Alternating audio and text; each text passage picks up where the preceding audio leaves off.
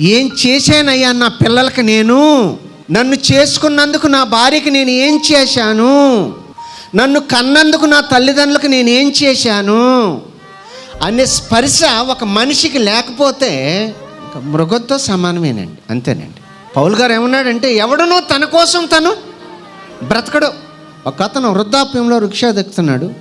బాబా, ఎందుకు నీ వయసులో నీ కొడుకులు ఉన్నారు, నీకు ఈ బిడ్డలు ఉన్నారు కదా, నీకు ఎందుకు ఈ సమస్య అంటే, అయ్యా నా మనవరాలు నా దగ్గరే ఉంటుంది, నేను చదివిస్తున్నాను నా మనవరాల కోసం నేను రిక్షా దొక్కుతున్నాను. ఎందుకు దొక్కుతున్నాడు రిక్షా?